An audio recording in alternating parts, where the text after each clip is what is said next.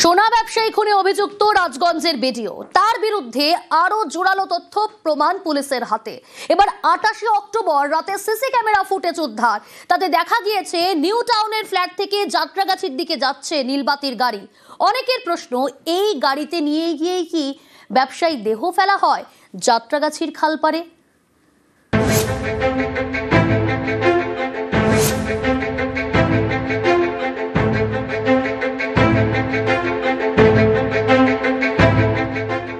28 October রাত 8:35 new টাউনের যাত্রাগাছির রাস্তায় নীলবাতির গাড়ি।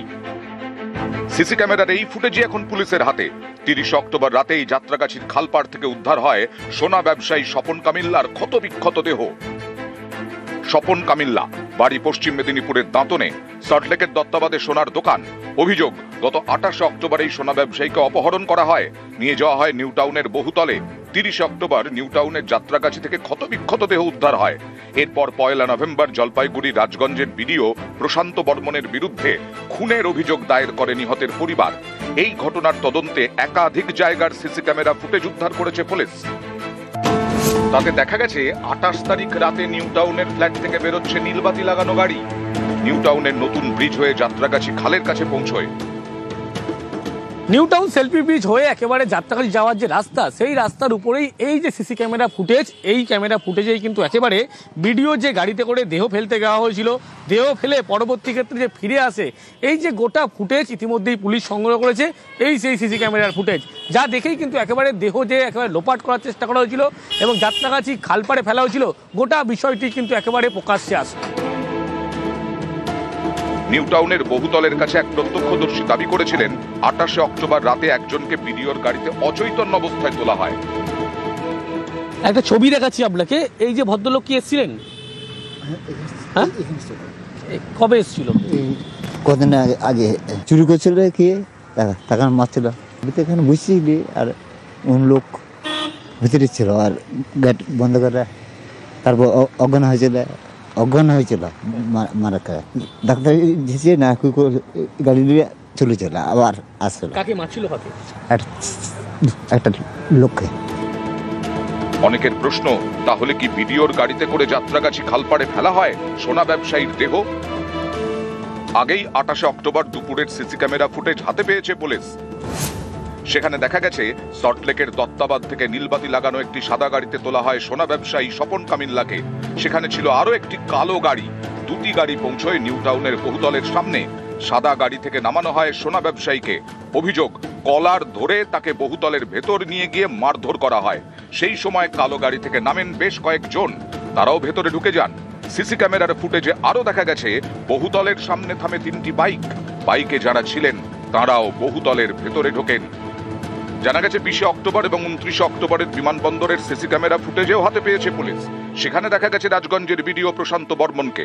ফলে বিডিওর বিরুদ্ধে জোরালো তথ্য প্রমাণ পুলিশের হাতে।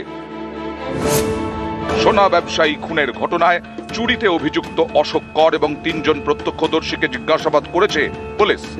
দত্তাবাদ এলাকার বেশ কয়েকজনকেও জিজ্ঞাসাবাদ করা হয়েছে। এই ঘটনায় জড়িত সন্দেহে 3 জনকে চিহ্নিত করেছে পুলিশ। ক্যামেরায় নলিন কুমারের সঙ্গে অনুপ চক্রবর্তী, নিউজ 18 বাংলা। দত্তাবাদের সোনা ব্যবসায়ী খুনে একাধিক তথ্য প্রমাণ পেয়েছে পুলিশ, অর্থাৎ বিডিওর বিরুদ্ধে একাধিক তথ্য প্রমাণ। এদিকে দত্তাবাদের সোনা ব্যবসায়ী খুনে গ্রেপ্তার করা হলো 2 জনকে। দেহ উদ্ধারের 8 দিনের মাথায় গ্রেপ্তার। কারা তারা আরো ডিটেল জানার চেষ্টা করবো। অনুপ রয়েছে আমার সঙ্গে। অনুপ, বিডিওর বিরুদ্ধে একাধিক তথ্য প্রমাণ ইতিমধ্যেই পুলিশের হাতে, নানা সিসি ক্যামেরা ফুটেজ তারা সংগ্রহ করেছে, তদন্ত শুরু হয়েছে, কিন্তু 8 দিনের মাথায় 2 জন গ্রেপ্তার হলো, শিলিগুড়ি থেকে গ্রেপ্তার করা হলো। কারা তারা, কিভাবে জড়িত এই ঘটনার সঙ্গে? দেখো, স্বর্ণ ব্যবসায়ী খুনের ঘটনা, সেই খুনের ঘটনায় কিন্তু ইতিমধ্যে 2 জনকে গ্রেপ্তার করছে। একদিকে ভিডিওর যে গাড়ির চালক, তাকে যেমন গ্রেপ্তার করা হয়েছে রাজু ঢালি, অন্যদিকে কিন্তু একেবারে আরো একজন গ্রেপ্তার করে ভিডিওর বন্ধু। গত যে 28 তারিখ ঘটনা যখন ঘটেছিল, একেবারে সেদিনকে কিন্তু তারা প্রত্যেকেই এই ভিডিওর সঙ্গে উপস্থিত ছিল। অপহরণ করা থেকে শুরু করে মারধর, গোটা ঘটনা, তার পাশাপাশি ফ্ল্যাটের মধ্যে কিন্তু নিয়ে মারধর করা এবং অপহরণ করার পরবর্তী ক্ষেত্রে দেহ যে লোপাট করা, খুন করে, এই গোটা ঘটনায় কিন্তু একেবারে তারা প্রত্যেকে জড়িত এবং তুফান থাপার কথা বলা হচ্ছে তার যে বন্ধু, তারা কিন্তু প্রত্যেকে একইভাবে এরকম কাজ করেছিলেন এবং ভিডিও সহযোগী হিসাবে তারা কাজ করছে। এই তথ্য প্রমাণ পায় একাধিক প্রত্যক্ষদর্শী, একাধিক সিসি ক্যামেরার ফুটেজ, এই দেখে কিন্তু পুলিশের পক্ষ থেকে শেষ হয়ে ইতিমধ্যে গ্রেপ্তার করার সিদ্ধান্ত হয়। ইতিমধ্যে তুফান থাপা তাকে শিলিগুড়ি থেকে গ্রেপ্তার করা হচ্ছে। অন্যদিকে রাজারহাট থেকে ভিডিও যিনি গাড়ির চালক রাজু ঢালি, তাকে গ্রেপ্তার করা হচ্ছে। আজকে আদালতে পেশ করা হচ্ছে। হেফাজতে নিয়ে কিন্তু আরো যে সমস্ত তাদের যোগসাজশ উঠে আসছে এবং একাধিক ব্যক্তিকে চিহ্নিতকরণ করা হয়েছে, তাদের খোঁজে কিন্তু পুলিশ খোঁজ চালাবে। সঙ্গে থাকুন। এদিকে সোনা ব্যবসায়ী খুনে জড়িত বিডিও, আদালতে এমনই দাবি সরকারি আইনজীবীর। ইতিমধ্যে একাধিক তথ্য প্রমাণ পুলিশের হাতে, যেমনটা বলছিলাম আপনাদের, সিসি ক্যামেরার ফুটেজ সংগ্রহ করেছে পুলিশ আধিকারিকরা। অনুপ রয়েছে আমার সঙ্গে। অনুপ, সরকারি আইনজীবী ঠিক কি কি দাবি করলেন? সরকারি আইনজীবীর পক্ষ থেকে কিন্তু আদালতে আজকে ফুল টাইম পিসির আবেদন করা হয়েছিল। তার কারণ হিসাবে তাদের দুজনকে গ্রেপ্তার করা হয়েছে। একদিকে ভিডিওর গাড়ির চালক, অন্যদিকে ভিডিওর যে বন্ধু, তারা যে একেবারে ওতপ্রোতভাবে জড়িত ছিল সেটা কিন্তু স্পষ্ট করা হয়েছে এবং সেখানে ভিডিও যে অভিযুক্ত এই ঘটনায় জড়িত সেটাও কিন্তু সরকারি আইনজীবীর পক্ষ থেকে স্পষ্ট করা হয়েছে এবং পুলিশের ভাবমূর্তি নষ্ট হওয়ার কথা বলা হচ্ছে। সেই কারণে এদেরকে হেফাজতে নেওয়া প্রয়োজন এবং ভিডিওর নাম যেহেতু একবারে প্রকাশ্যে জড়িয়ে আছে এবং সেখানে কিন্তু একাধিক ফুটেজে লক্ষ্য করা গিয়েছে, সেই কারণে কিন্তু একেবারে তাদেরকে হেফাজতে নিয়ে জিজ্ঞাসাবাদ প্রয়োজন, এমনকি সরকারি আইনজীবীর পক্ষ থেকে ইতিমধ্যে স্পষ্ট করা হয়েছিল। বেশ, আজকে দুটো আসামি অ্যারেস্ট হয়ে ওই কেসে এসছেন। দুটো কেসেই 14 দিনে পিসি পিরিয়ডের জন্য ওরা প্রেয়ার করেছে। সেই মার্ডার কেসে ভিডিও যে ইনভলভমেন্টের কথা বলা হচ্ছে, সেই কেসে 14 দিনে পিসি প্রেয়ার করেছিল। আদালতে হিরিং করে আজকে 12 দিনে পিসি প্রেয়ার অ্যালাউ করেছে। 12 দিনের পর আবার মামলা ফিক্স করেছে। 161 স্টেটমেন্টের মধ্যে বেসিস করে ওদের নাম এসছে নাকি, যারা প্রত্যক্ষদর্শী বা এখান থেকে পুলিশ যা পেয়েছে সেটাতে যা দেখতে পেরেছে না এদের দুজনের ইনভলভেন্সি ওর মধ্যে পাওয়া গেছে, এটাই পুলিশ বলছে। সিসিটিভি ফুটেজে নাকি ওদের দুজনের ইনভলভেন্সি দেখেছে। যতক্ষণ তদন্ত হচ্ছে না বা ঠিক করে আসছে না এদের কতটা কি ইনভলভেন্সি আছে কিনা সেটা তো পুলিশ পরেই বলতে পারে। 28 অক্টোবরই খুন সোনা ব্যবসায়ী স্বপন কামিল্লাকে খুন করে দেহ লোপাট করার চেষ্টা। 30 তারিখ অর্থাৎ 30 অক্টোবর দেহ উদ্ধার হয়। 28 তারিখে সিসি ক্যামেরার ফুটেজ ইতিমধ্যেই সামনে এসেছে, পুলিশ সংগ্রহ করেছে। আমার সঙ্গে রয়েছে অনুপ। 28 তারিখ সিসি ক্যামেরার ফুটেজে কি দেখা যাচ্ছে?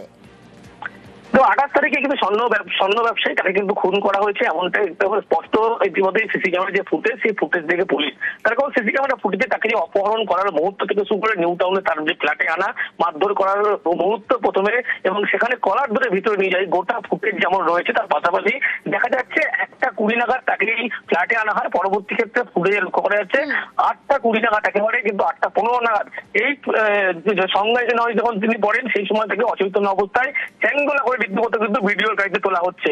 এরপরে পুড়ে দেখা যাচ্ছে যে ওই নিউ টাউন শিল্পী ব্রিজ হয়ে একেবারে সোজা খাল পার হয়ে নিউ টাউন যাত্রাগাছি খাল সংলগ্ন এলাকায় তাকে ফেলা হচ্ছে। এই যে গোটা ফুটেজ, যে ক্রাইম সিনের গোটা ফুটেজ, সেই ফুটেজ কিন্তু ইতিমধ্যেই পুলিশের পক্ষ থেকে সংগ্রহ করা হয়েছে। পুলিশের পক্ষ থেকে আরো স্পষ্ট হয়েছে 28 তারিখে কিন্তু একেবারে তাকে খুন করা হয়েছে। তারপরে দেখো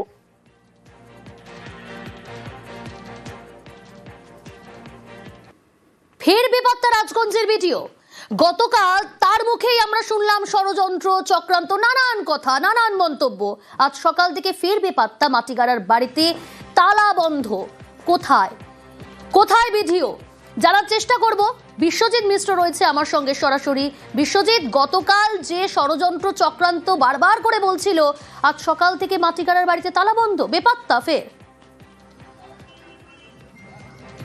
তবে প্রিয়াঙ্কা, একেবারে গত বুধবার দিন দুপুর বেলায় কিন্তু দেখা যায় ভিডিওকে এই মাটিগাড়ার ইউনিভার্সিটি এভিনিউ এর বাড়িতে।